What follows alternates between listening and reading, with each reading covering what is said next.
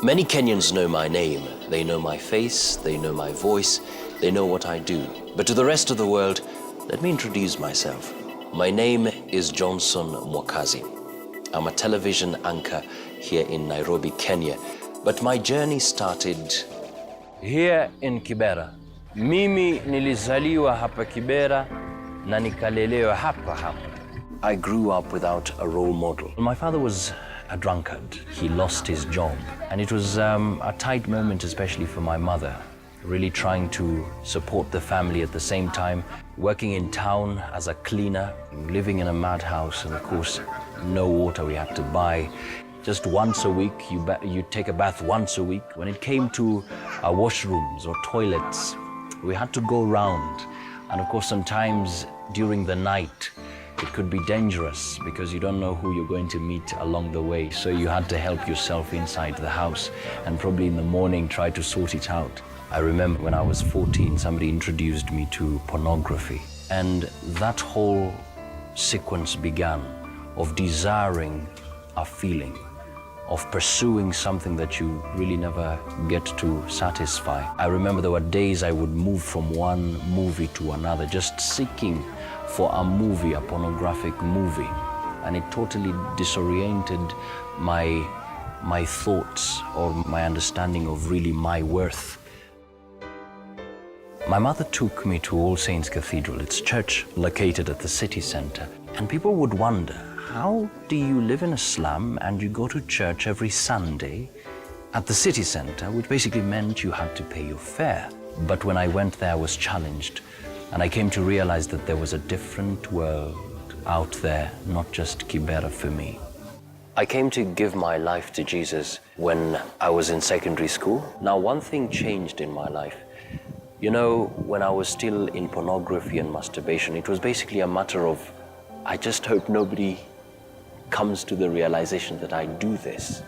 But when I got saved, I came to understand that it was wrong, that it was a sin against God and against my own body. And that prompted me to call upon God and really cry unto God, God, remove this from me.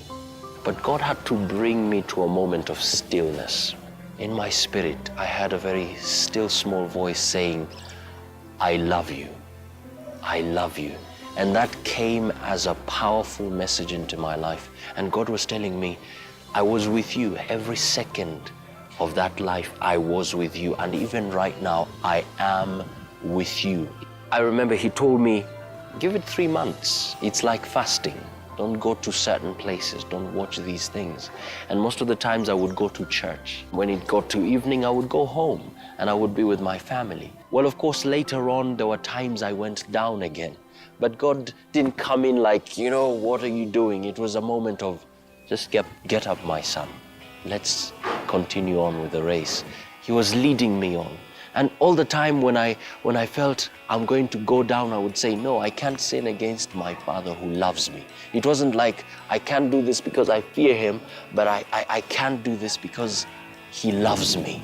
There was this particular time I remember I was walking and I heard people making cheerful noises. And when I went there, I realized it was a theater group, Kibera Community Youth Program. And so I joined it. And there was a time I was given a role. It was a skit, I remember. I was given a role as a narrator. So I narrated, and after that, the facilitator of the program said, wow, you have a great voice. And that really gave me that feeling that, hey, you have something to offer, something precious. And that was actually the beginning.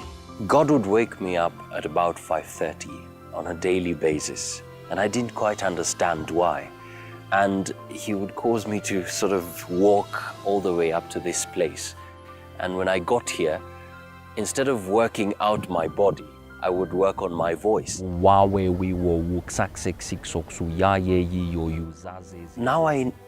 I've come to realize that it was really that process of fashioning me, because he knew where he was taking me.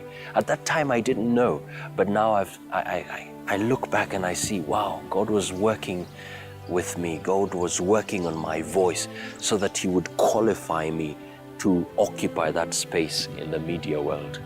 Anytime I think about where I came from, I look at myself, I'm putting on these good clothes and I have this publicity. When I walk down the streets, people are saying, hey, Johnson, hey, everybody now knows me. And I remember where God took me. It gives me an opportunity to humble myself, And just as Christ said, if you humble yourself, you will be lifted. God will lift you up. That opportunity to humble myself, God uses to teach me his ways, that at the end of the day when glory is given, I say, not unto me, O Lord, but only to you. And I realize my purpose, that I was created to reflect the glory of God.